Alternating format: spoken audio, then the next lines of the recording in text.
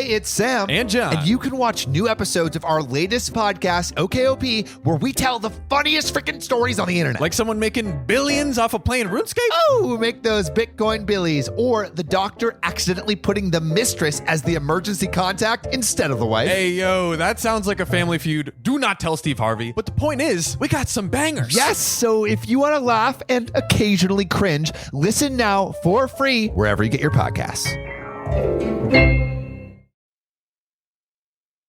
The Pet Milk Program with Fibber, McGee, and Molly.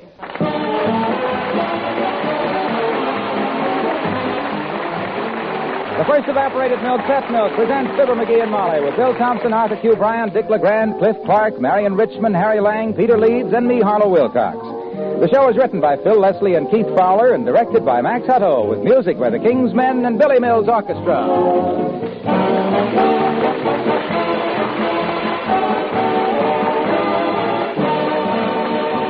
Have you heard the exciting news about Mary Lee Taylor's recipe for chicken peas and rice dinner?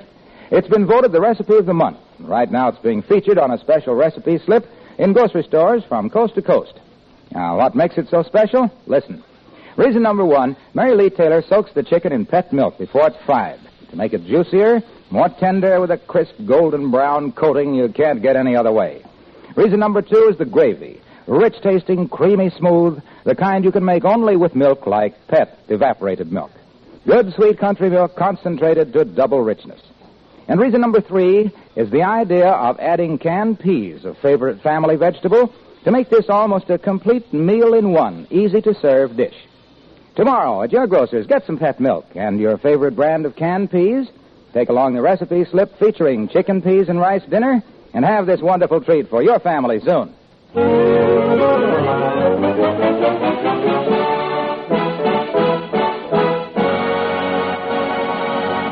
The Carnival has come to Wistful Vista, and the air is filled with the happy sounds that a carnival always brings. That was the merry-go-round. That was the shooting gallery. Give me a hot dog with chili and sauerkraut, some frozen custard, and a taffy apple. And that was Mr. McGee of Fibber, McGee, and Molly.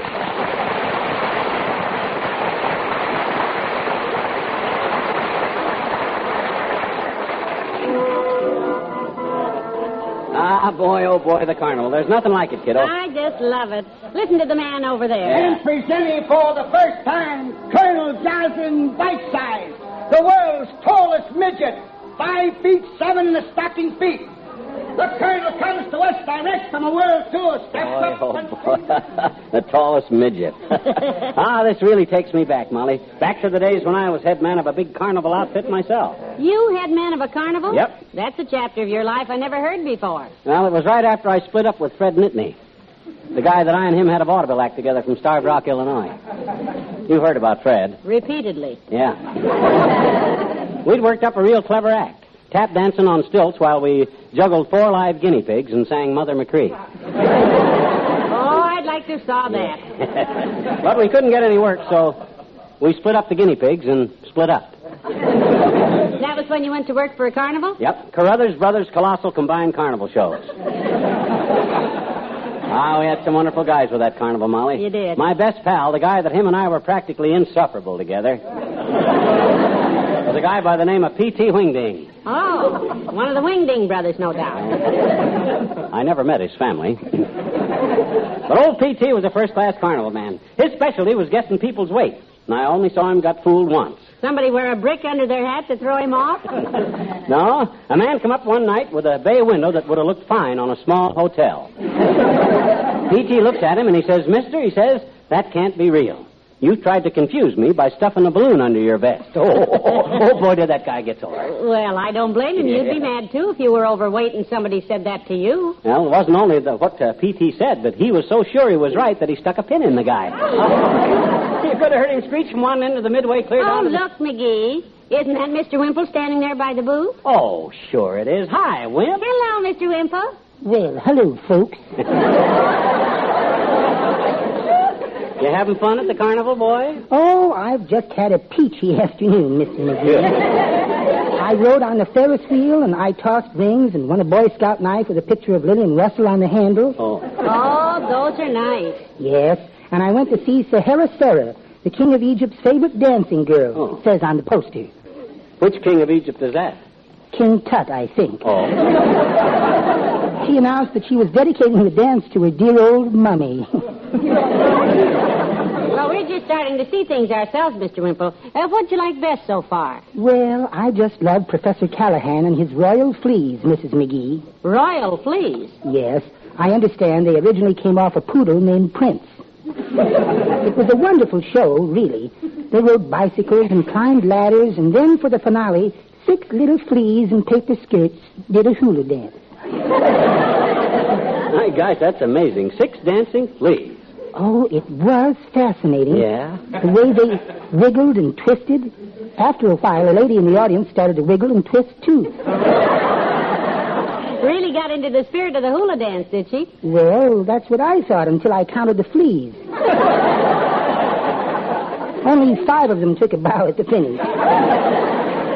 Well, this is all old stuff to me, Wimp. I used to be in the carnival business myself. Well, the carnival has played a part in my life, too, Mr. McGee. Yeah?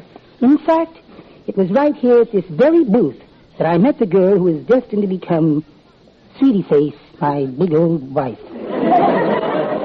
Gee whiz, you met her right here at this booth, huh? Yes, Isn't that romantic? yes. Every year when the carnival comes to town, I come back here and go through a sort of, little ceremony, you might say. Oh, that's sweet. George, will you do the honors again this year? Oh, glad to, Mr. Wimple. You ready? Ready, George. Bend over. Hands on your knees. Hands on my knees. Hey, what's he going to... Here we go. Heavenly day. Why, he kicked the daylights out. Oh, that was a good one. Thank you, George. I deserve it. We'll see you next year. So long. So long.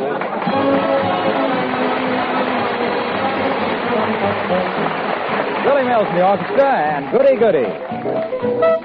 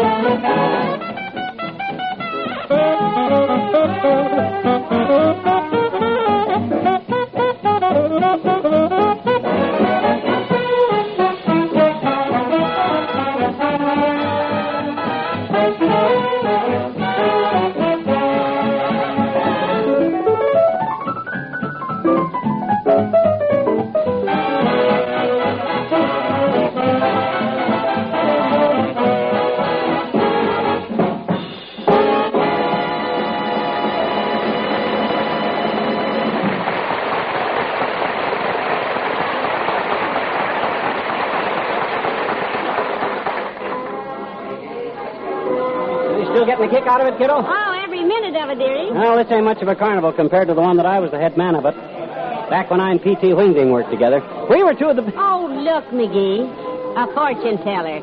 Madame Cleo sees all, tells all. Let's go in there. Oh, Molly, them fortune tellers are fakes. They can't tell you your own name. I already know my name. Oh. Come on, it's all in fun. Please, dearie. Oh, okay. Well, watch yourself. Don't trip over the tent flap. Why, it's dark in here. Greetings, O seekers after knowledge.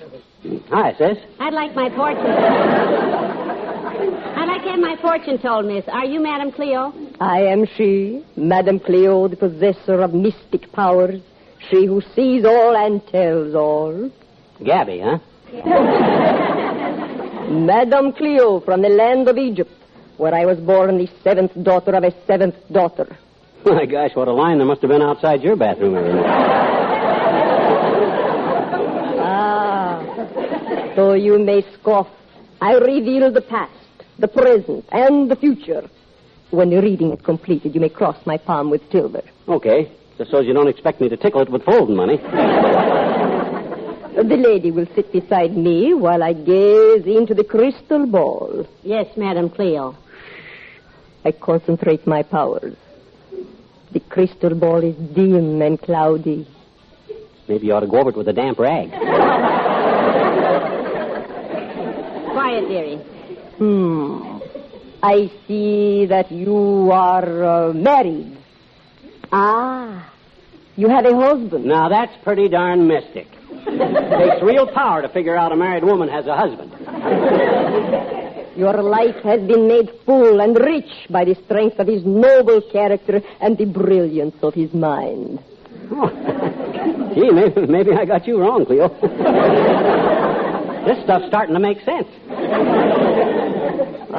Your future will be completely happy because of this generous, handsome, and talented husband. Oh, sure. That completes the reading. Well, Cleo, I apologize. There's plenty of phonies in this racket, but you're on the level. Here's $2. Madame Cleo thanks you. Well, come on, Molly. Let's take a ride on the merry-go-round. Coming, McGee. Oh, just a moment. Yes? Say, you didn't even crack a smile when I was laying it on. So, Tilly Fairway split the tank. What? Here's $1 for you, sister. Well, thanks, sister. You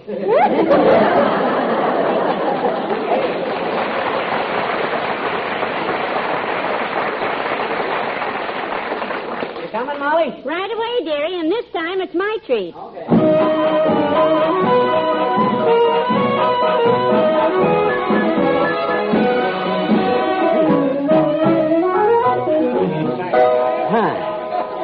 Well, that merry-go-round ride was a dilly, wasn't it, kiddo? Oh, it was delightful. Did you find the lady who lost the blouse? No, I gave it to the operator. I guess the lady ran off somewhere. Well, I don't wonder. Yeah. Must have been terribly embarrassing to have the blouse pulled right off her back. Well, she shouldn't have been standing there when I was grabbing for that brass ring. My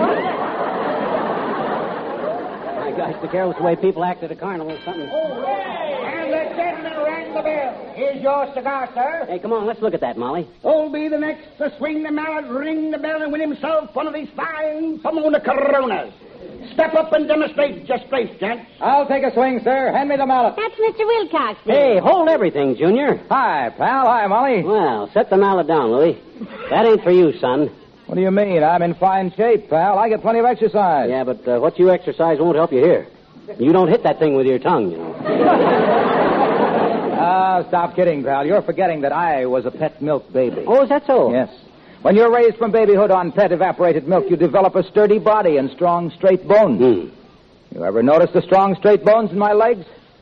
You call me a fool, Junior, but I never even noticed your legs. Well, I'm a pretty husky specimen, thanks to Pet. All pet milk babies thrive on that nourishing goodness because Pet contains all the bodybuilding milk minerals a baby needs to ensure steady growth right from the start. That's why pet milk babies grow up to be such rugged citizens. Well, bless your rugged, straight bones. But you better let me show you how to ring the bell on this gadget. I was head man of a carnival once, and I know all the tricks. All right, here's the mallet. Swing away. How does that thing work, dearie? Well, you smack it here with the mallet, and that weight flies up, see? If you're a he-man like I'm one, it goes all the way and hits the bell up to the top and hits the bell. Well, this one has an added feature. Oh? Yeah, it makes other noises to show how well you've done. What are the noises? Go on, you'll find out. Okay. Give me room.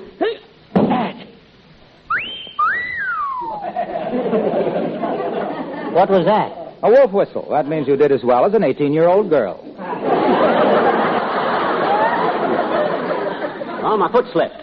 I'll whack her again. Hey, was that a cork popping? No, that was bubble gum. Oh? That means you did as well as a 10-year-old boy. Well, you've reached your own sex, McGee. Quit while you're ahead. Oh, here. Let me have that mallet. Let me have that mallet. Okay, wise guy. Let's see you do better. Take the mallet. Watch it. Watch it. Here goes. Well, he rang the bell. Yeah, I don't get it. You ain't much younger than me, Junior. How come you can ring that bell and I can't? Well, it's very simple, pal. I've stayed with Pet, and you've gone to pot.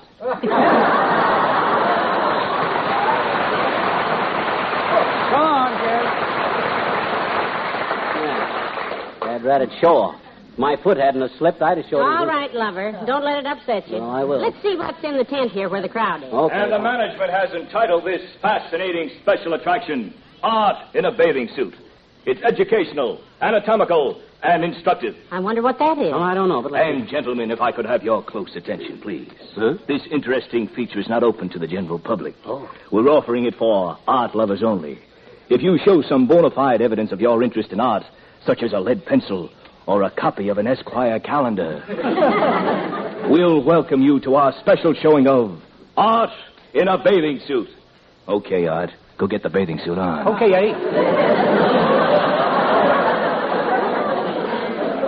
Heavenly days. What'll they think of next? I don't know, but whatever it is, the yokels will pay to see it. I mind when I was head man of the carnival that I and my old pal, old P.T. Wingding, worked with. We had a... Well, hello there, missus. Hi, McGee. Well, Ole, fancy seeing you here. Yeah, it's pretty fancy seeing you, too, missus. Well, where's the family, Ole? You sneak out on them? No, I used to put the missus and the kids on the Ferris field, McGee. Oh? I don't waste my money on rides. I use it up to play a game with a fella that has 3 little shells, and under him he puts a dry bean. Oh, I see. The old army game, huh? No, that was a Navy bean, McGee. Well, Ole, what kind of shells does he use? Well, I think these must have been shotgun shells, missus. They sure was loaded. I dropped 65 cents in less than an hour. Well, you got to be hep to the gimmicks around these joints, Ole. I know, because I used to be with the carnival at one time. I got a lot of memories of my old carnival days. I get lots of memories of carnivals myself, McGee. Yeah?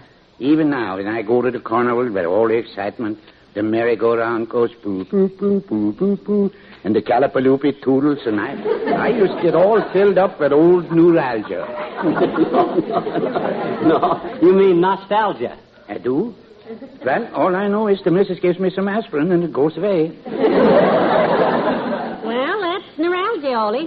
McGee, you said it was nostalgia. Well, I thought you meant nostalgia. I said neuralgia. You said the carnival brings back a lot of memories. When you get all full of memories, that's nostalgia. Well, what's neuralgia? A pain in the neck. That's what I got from the carnival. That's so long, missus. So long, neuralgia.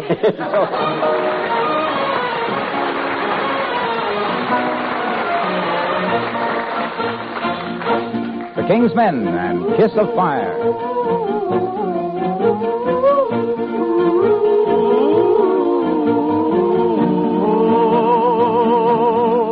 I touch your lips and all at once the sparks go flying. Those devil lips that know so well the art of lying. And though I see the danger, still the flame grows higher. I know I must surrender to your kiss of fire. Just like a torch, you set the soul within me burning. I must go on along this road of no returning.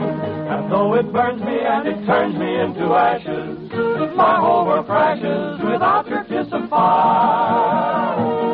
Kiss of fire. I know I can't resist you. What good is there in trying? What good is there denying? You're all that I desire. Since I first kissed you, my heart was yours completely. If I must say that it's a slave I want to be, don't pity me, don't pity me. I touch your lips and all at once the sparks go flying. Those devil lips that know so well the art of lying. And though I see the danger, still the flame grows higher. I know I must surrender to your kiss of fire. Give me your lips and if you only let me borrow. Love me tonight and let the devil take tomorrow.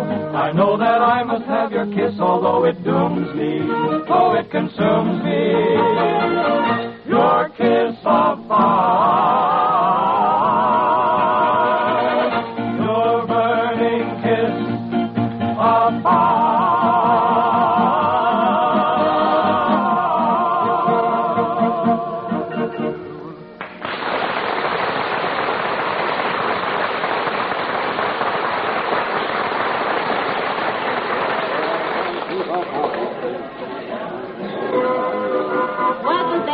Show fun. Yeah, well, let's see what this guy's All doing. right, all right, all right. This is it, folks. The Wheel of Fortune from the song of the same name. You there, the pretty lady with the flat-faced boyfriend. Step right over here and win yourself a beautiful lamp.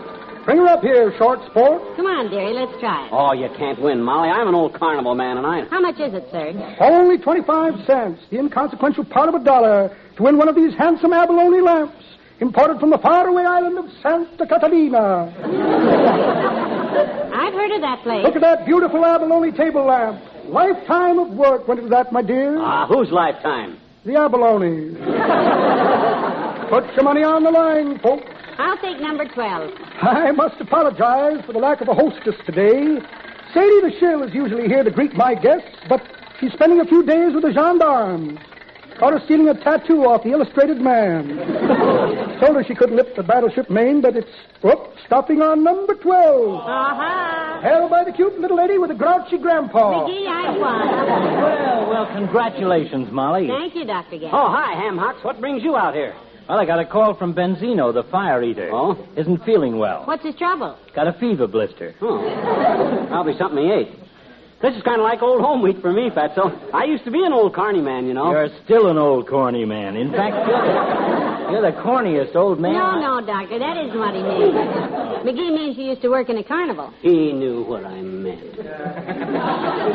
Oh, I think I saw him one time, Molly. Yeah? Did you wear a well-chewed gorilla skin and bill yourself as Bongo, the almost human? Because a shape like yours, even under fire... Look who's talking about shape. Huh? If I was afraid to walk down the street in the summer in a white suit because laundrymen kept throwing me up on top of a truck, I would be... Oh, McGee, now don't talk like that to the doctor. No, don't talk like that. Besides, it only happened once. Even then, it took 2 laundrymen to do it. As I was about to say when you got so insulting, you big glass house liver, I used to be the head man of a carnival bigger than this one I was. Head man? Yes. You? That must have been a fast trip to bankruptcy. Oh, is that so, Fatso? Well, for your information, I wish some of my old friends were here right now. My old pal P.T. Wingding, the guy and I and him used to work together in the carnival. Ah, there, folks. You, the pretty little debutante with the 2 handsome gentlemen. Step right over here and let me guess your weight, little girl. Who, me? Oh, my. Not in front of the men, please. I'm going to start my diet tomorrow. I'll whisper it to you, lady, and if I don't guess within 5 pounds, you win yourself a beautiful half-pound of genuine Lowney's chocolates. Hey, that's a familiar voice. Hey, Bud.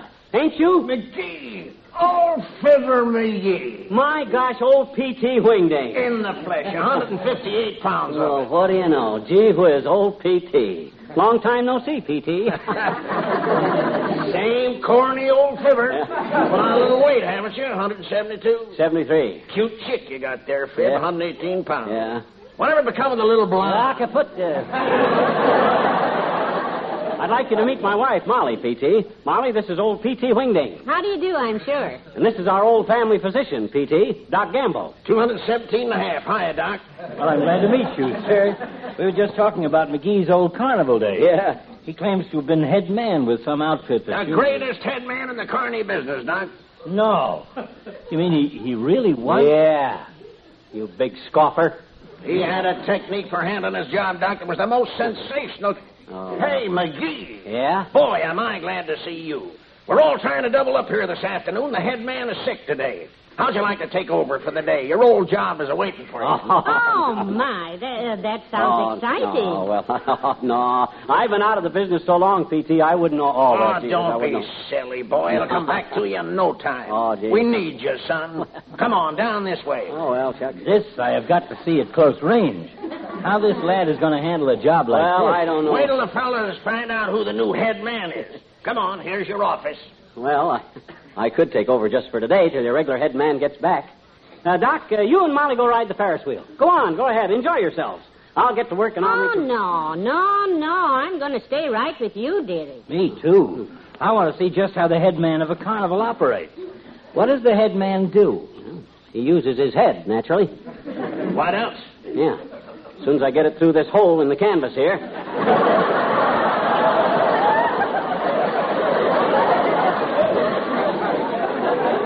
Hold my hat, Molly. Help me get my head through, P.T. What? what's this? Well, I'll be doggone. I'm all set, P.T. All right, folks, sit right up and bind the baseballs. 3 throws for 2 bits. Hit the head man and win a Cupid doll. And now, presenting the greatest head man in the carnival business. Wait a minute, I'll take $1 worth. No, give me $10 worth. Oh, this is going to be fun. No, Doctor. Oh, no, you'll hurt him.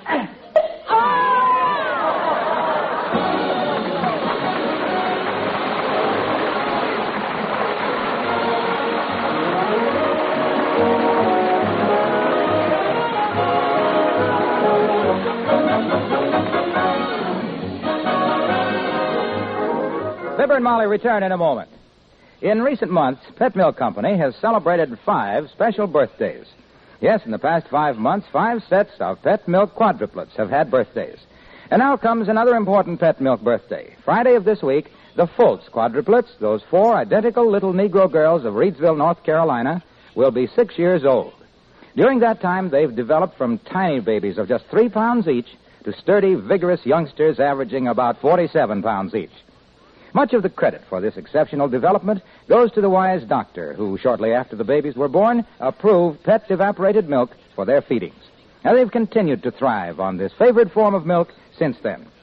In Pet Milk, these babies get all the essential milk minerals combined with just the right amount of vitamin D, the sunshine vitamin, in safe, easy-to-digest form. And on their feedings of Pet Milk, the Fultz quadruplets have developed into sturdy, vigorous, happy children. And we're mighty proud of them.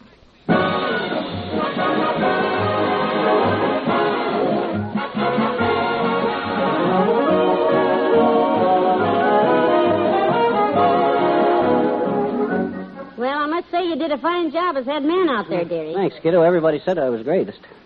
You were, too. Yeah. I just hope your success hasn't made you too conceited. Conceited? Yes. Judging from the lumps, it certainly gave you a swelled head.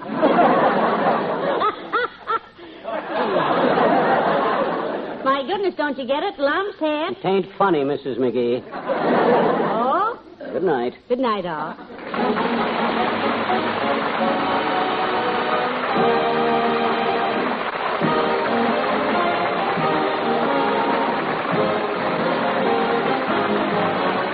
The first evaporated milk, Pet Milk, brings you Fibber, McGee, and Molly each week at this time. Be with us again next Tuesday night, won't you?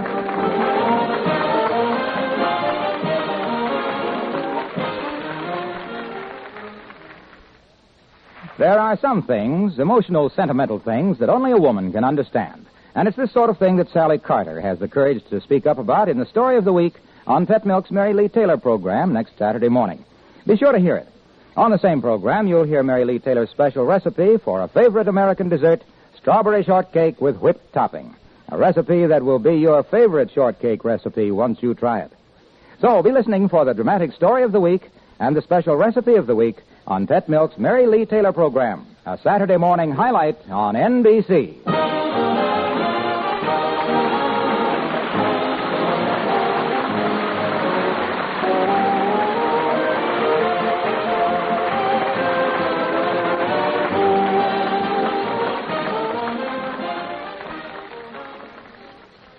Now stay tuned for What's My Line on NBC.